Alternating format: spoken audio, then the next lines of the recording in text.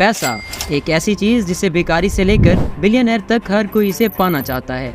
ये सिर्फ कागज का टुकड़ा नहीं बल्कि अपने आप में ही एक नशा है। पैसा एक ऐसी जुबान है जिसे एक PhD वाले क्लर्क से लेकर एक अनपढ़ नेता तक सब जानते हैं। ये पैसा ही तो है जिसने जंगलों में रहने वाले इंसान को इन बादलों को छूती इमारतों से लेकर हवा से भी तेज दौड़ने वाली गाड़ी में बिठाया।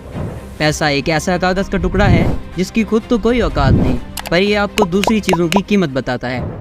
अब सवाल ये है कि आखिर पैसे में इतनी ताकत आई कहाँ से।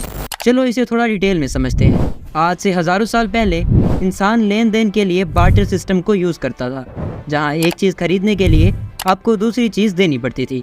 यानी अगर किसी के पास चावल है और वो शुगर लेना चाहता है तो उसे एक ऐसे इंसान को ढूंढना पड़ेगा जो शुगर बेचना चाहता है और उसे साथ ही चावल की ज़रूरत है। ऐसी कई प्रॉब्लम्स की वजह से लोगों ने कुछ अलग सोचा और शुरुआत हुई कमोडिटी की। इंसान ने हर उस चीज़ को पैसा बना दिया जो सबके काम आता था और लोग जानवर, अनाज और शराब के ज़रिए कारोबार करने लगे। लेकिन इसमें भी एक इशू था। इस बात का पता लगाना बहुत मुश्किल था कि मेरे पास जो चीज़ है उसकी सही कीमत क्या है। और कमोडिटी वक्त के साथ साथ ख़राब भी हो जाती थी। खरीदे जानवर मर जाते थे और अनाज सड़ जाता था। अब इंसान को कोई ऐसी चीज़ चाहिए थी जो कि यूनिवर्सल हो, और शुरुआत हुई सोने और चांदी से बने सिक्कों की। लेकिन इंसान को इसमें भी प्रॉब्लम थी, क्योंकि वो वजनदार सोने को लेकर घूमना फिरना और साथ ही चोरी के डर को बर्दाश्त करना नहीं चाहता था। तो कुछ सुनार और दूसरे लोगों ने मिलकर एक हल निकाला। उन्होंने लोगों को कहा कि तुम अपना सोना हमारे पास रख दो, हम उसे संभाल कर रखेंगे। बदले में वो सुनार उन्हें एक कागज़ का टुकड़ा देता था जिस पे लिखा होता था कि मेरे पास आपका इतना सोना रखा हुआ है, जिसे IOU कहा जाता था, मतलब कि मैं तुम्हारा कर्जदार हूँ, जिसे दिखाकर लोग कभी भी अपना सोना वापस ले जा सकते थे। सबको ये आइडिया काफ़ी अच्छा लगा और लोगों ने अपना सोना सुनार के पास रखवाना शुरू कर दिया। लेकिन कुछ टाइम बाद सुनार लोगों को रियलाइज़ हुआ कि ये सिस्टम बनाने के बाद ऑलमोस्ट कोई भी इंसान अपना सोना लेने वापस नहीं आता था। लोग उस रसीद के ज़रिए ही कारोबार करने लगे थे, क्योंकि सबको यकीन हो गया था कि अगर रसीद है तो सोना भी होगा ही। अब ये चीज़ समझने के बाद सुनार लोगों को लालच आ गया। अब उनके हाथों से बनी रसीद ही पैसा बन गई थी और उन्होंने फर्जी रसीदें बनाना शुरू कर दिया। उनके पास तो सोना होता भी नहीं था, लेकिन फिर भी वो ज़्यादा रसीदें बनाते जाते। इस तरह से स्टार्ट हुआ दुनिया का सबसे बड़ा स्कैम जो आज भी चल रहा है। वो सोना संभाल कर रखने की दुकान दुनिया की पहली बैंक थी और वो रसीद दुनिया की पहली करेंसी। अगर मैं आपसे पूछूं कि एक बैंक कैसे काम करता है तो आप कहोगे कि जो पैसा हम बैंक में डिपॉजिट करते हैं उसी से बैंक दूसरों को लोन देता है और उस पर कुछ इंटरेस्ट चार्ज करके बैंक प्रॉफिट कमाता है। Simple, right? अब इस एक्सप्लेनेशन के हिसाब से बैंक की ऑपरेशन कुछ ऐसे होगी। जैसे कल सुबह आप 1000 रुपये डिपॉजिट करने के लिए बैंक में गए। आपने 2 500 के नोट बैंक में जमा कराए। उसके बाद बैंक क्या करेगी? वो अपने रूल के हिसाब से 10% कैश रिजर्व रखेगी और बाकी के 900 रुपये किसी और को लोन पे दे देगी। और अगर ये बैंक उस लोन वाले इंसान से ईयरली 12% इंटरेस्ट चार्ज करती है और आपको ईयरली 4% इंटरेस्ट देती है, तो बीच का 8% उनका प्रॉफिट होता है। इसी बेसिक प्रिंसिपल पे दुनिया के सारे कमर्शियल बैंक्स ऑपरेट करते हैं। लेकिन बैंक्स बस ऐसे ही पैसा नहीं कमाते।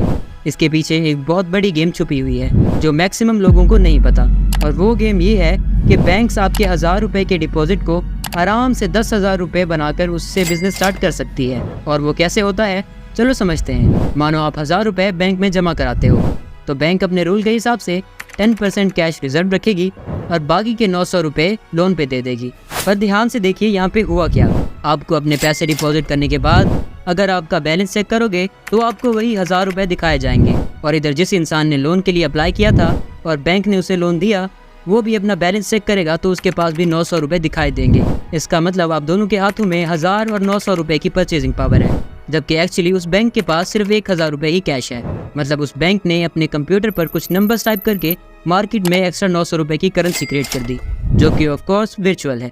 और ये खेल सिर्फ यही ख़त्म नहीं होता, ये बहुत आगे जाता है। जैसे जिस इंसान ने 900 रुपये का लोन अप्लाई किया था, उसने ऐसे ही तो लोन अप्लाई नहीं किया होगा, उसे भी वो 900 रुपये कुछ खरीदने के लिए चाहिए होंगे। और जब वो ये पैसा खर्च करेगा तो ये पैसा सिंपली उसके अकाउंट से ट्रांसफ़र होकर किसी और के अकाउंट में डिपॉजिट हो जाएगा और बैंक फिर से उस 900 रुपये का 10% कैश रिजर्व रखेगी और बाकी के 800 रुपये फिर से लोन पर दे देगी। ऐसा करते करते एक बैंक बस 1000 रुपये का डिपॉजिट को 10,000 रुपये तक वर्चुअल करेंसी में कन्वर्ट कर देती है। आपको लगता है कि बैंक में आपका पैसा सेफ है, जिसे आप जब चाहें जाके निकलवा सकते हैं, लेकिन ये कंप्लीट सच नहीं है। अगर सिर्फ 20 से 30% लोग भी एक साथ पैसा निकालने आ जाएं तो बैंक आपको आपके पूरे पैसे वापस नहीं कर पाएगा, क्योंकि उनके पास आपके सारे पैसे होते ही नहीं है। फ्रैक्शनल रिजर्व सिस्टम की वजह से वो सिर्फ प्रोबेबिलिटी पे चलती है।